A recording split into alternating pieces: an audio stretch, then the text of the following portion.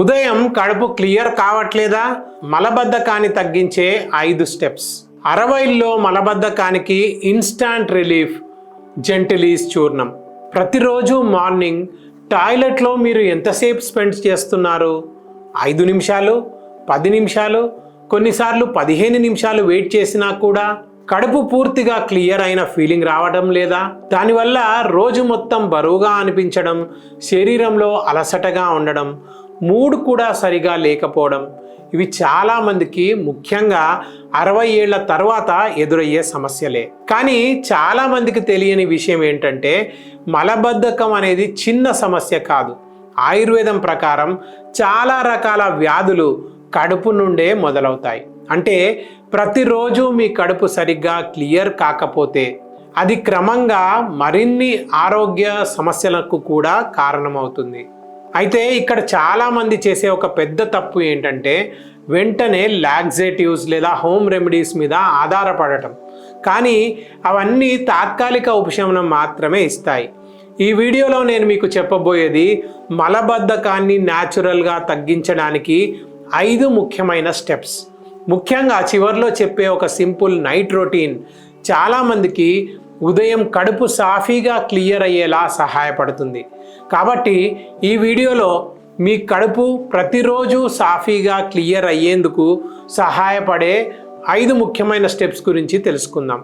నమస్కారం, నేను doctor Vardhan Ayurveda YouTube ఛానల్కి స్వాగతం. మా 26 సంవత్సరాల ఆయుర్వేద ప్రాక్టీస్లో గ్యాస్ట్రిక్, మలబద్ధకం, అజీర్ణం వంటి జీర్ణ సంబంధ సమస్యలతో బాధపడుతున్న లక్షల మంది పేషెంట్స్కి సహజమైన ఆయుర్వేద చికిత్సల ద్వారా ఉపశమనం కలిగించగలిగాం. అదే అనుభవంతో మీతో ఈ ఇన్ఫో షేర్ చేయాలనుకుంటున్నాను. కానీ ముందు ఒక ముఖ్యమైన విషయం అర్థం చేసుకోవాలి. మలబద్ధకం అసలు ఎందుకు వస్తుంది? చాలామంది అనుకునేది ఏమిటంటే ఫైబర్ తక్కువగా తినడం వల్ల లేదా నీళ్లు తక్కువగా తాగడం వల్ల మలబద్ధకం వస్తుందని. అవి కూడా కారణాలే, కానీ ఆయుర్వేదం ప్రకారం అసలు కారణం మరింత లోతుగా ఉంటుంది.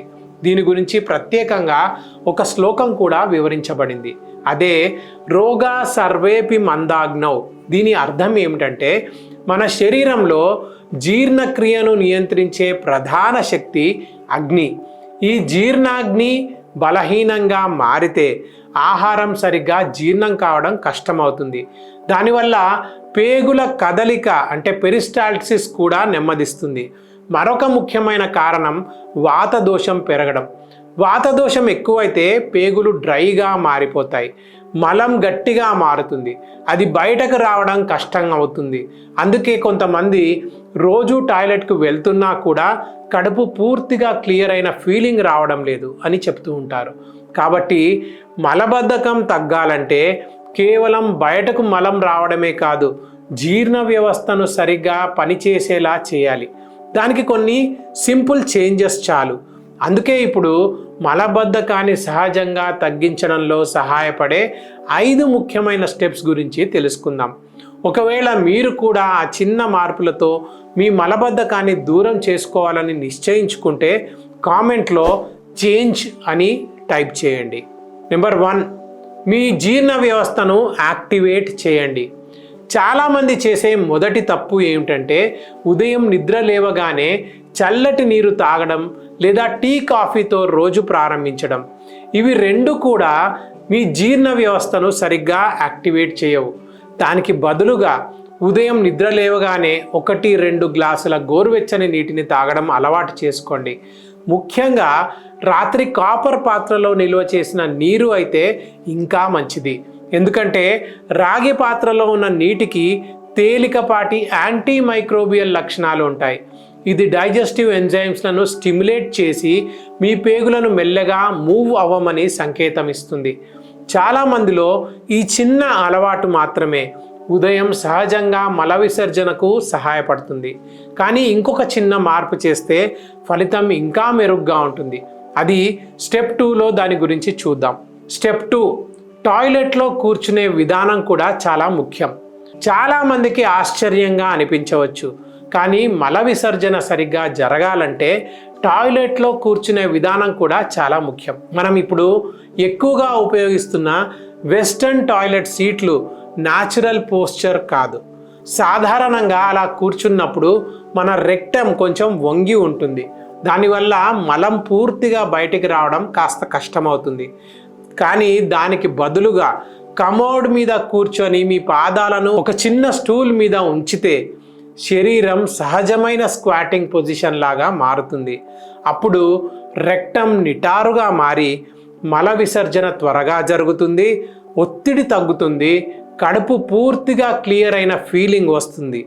ఈ చిన్న మార్పు చాలామందికి ఉదయం టాయిలెట్లో స్పెండ్ చేసే సమయాన్ని కూడా తగ్గిస్తుంది. ఇప్పుడు మీకు ఒక చిన్న ప్రశ్న. మీకు కూడా ఉదయం కడుపు పూర్తిగా క్లియర్ అవ్వడం కష్టంగా ఉంటే కామెంట్లో కాన్స్టిపేషన్ అని రాయండి. ఎందుకంటే ఈ సమస్యతో ఎంతమంది ఇబ్బంది పడుతున్నారో తెలుసుకోవడం చాలా ముఖ్యం. Step number 3, dinner time. మలబద్ధకానికి చాలా పెద్ద కారణం ఏంటంటే సరైన సమయానికి భోజనం చేయకపోవడం. ఈ రోజుల్లో చాలామంది రాత్రి 9 గంటలకు 10 గంటలకు కొన్నిసార్లు ఇంకా ఆలస్యంగా కూడా డిన్నర్ చేస్తున్నారు. కానీ మన జీర్ణ వ్యవస్థకు కూడా ఒక సహజమైన టైం టేబుల్ ఉంటుంది. రాత్రి ఆలస్యంగా తినడం వల్ల ఆహారం పూర్తిగా జీర్ణం కావడానికి శరీరానికి సమయం దొరకదు. దానివల్ల ఏమవుతుందంటే ఆహారం పూర్తిగా జీర్ణం కాకుండా పేగుల్లోనే నిలిచిపోతుంది. అది క్రమంగా జీర్ణక్రియను బలహీనపరుస్తుంది మరియు మలబద్ధకానికి పూర్తిగా కారణమవుతుంది. అందుకే సాధ్యమైనంత వరకు సాయంత్రం 6 గంటల నుండి 7 గంటల మధ్యలోనే డిన్నర్ పూర్తి చేయడం మంచిది. ఇలా చేస్తే మీ శరీరానికి రాత్రంతా ఆహారం జీర్ణం చేసుకునే సమయం దొరుకుతుంది. దానివల్ల మరుసటి రోజు ఉదయం మల విసర్జన చాలా సులభంగా జరుగుతుంది. ఇప్పుడు మలబద్ధకాన్ని పెంచే మరో ముఖ్యమైన విషయం మనం తినే ఆహారం.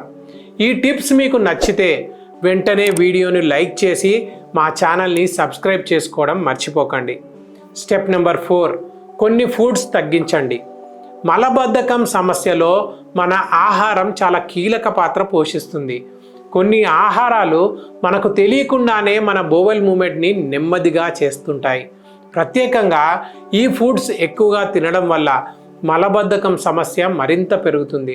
ఉదాహరణకు బేకరీ ఐటమ్స్, మైదాతో చేసిన పదార్థాలు, డీప్ ఫ్రైడ్ స్నాక్స్, చీజ్ ఎక్కువగా ఉన్న ఆహారం, ప్రాసెస్డ్ మరియు ప్యాకేజ్డ్ ఫుడ్స్, ఫైబర్ తక్కువగా ఉండడం వల్ల ఇవి పేగుల్లో మలం గట్టిగా మారడానికి కారణమవుతాయి.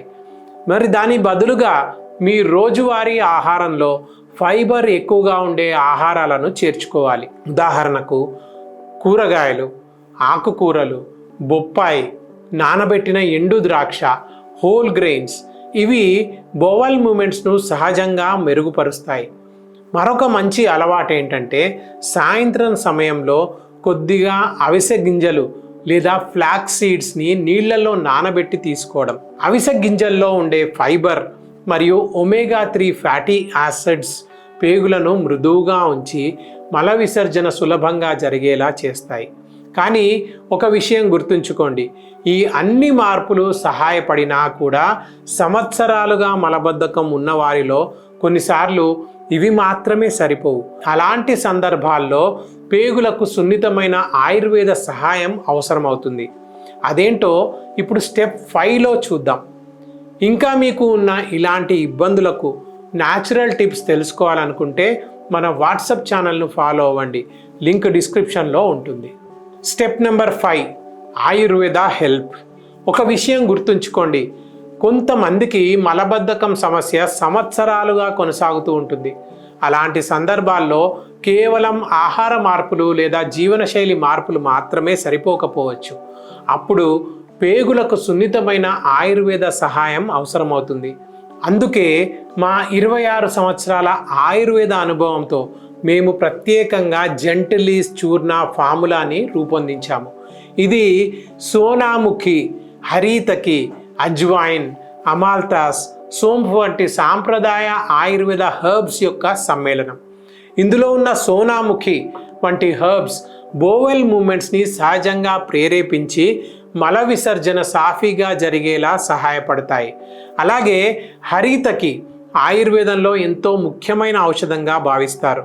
ఇది జీర్ణ వ్యవస్థను బలపరిచి మలాన్ని మృదువుగా చేసి సులభంగా బయటికి రావడానికి సహాయపడుతుంది. వీటితో పాటు ఇందులో ఉన్న సోంఫ్ మరియు అజ్వాయిన్ గ్యాస్, బ్లోటింగ్, అజీర్ణం వంటి సమస్యలను తగ్గించి జీర్ణక్రియను సరిచేయడంలో సహాయపడతాయి. ఇంకా ఇందులో ఉన్న అమాల్తస్ పేగులను సున్నితంగా శుభ్రపరచి మలబద్ధకం సమస్యను తగ్గించడంలో సహాయపడుతుంది. ముఖ్యంగా ఎస్టిమధు డైజెస్టివ్ ట్రాక్ట్ని శాంతింపజేసి ఇరిటేషన్ను తగ్గించడంలో సహాయపడుతుంది. ఈ హెర్బ్స్ అన్నీ కలిసి మీ బోవెల్ మూమెంట్స్ని సహజంగా ప్రేరేపిస్తాయి, మలాన్ని మృదువుగా చేసి సులభంగా బయటకు రావడానికి సహాయపడతాయి, గ్యాస్, బ్లోటింగ్ వంటి సమస్యలను తగ్గిస్తాయి. ముఖ్యంగా మలబద్ధకానికి కారణమయ్యే వాత దోషాన్ని సమతుల్యం చేయడంలో సహాయపడతాయి. అన్నిటికంటే మించి ఇది కఠినమైన కెమికల్ లాక్సేటివ్స్ లాగా కాకుండా పేగులపై ఒత్తిడి లేకుండా సున్నితంగా పనిచేస్తుంది. సాధారణంగా పడుకునే ముందు 1/2 టీ స్పూన్ జెంటిలీస్ చూర్ణాన్ని గోరువెచ్చని నీటిలో కలిపి తీసుకుంటే చాలా మందిలో కొద్ది రోజుల్లోనే ఉదయం మల విసర్జన సాఫీగా జరగడం ప్రారంభమవుతుంది.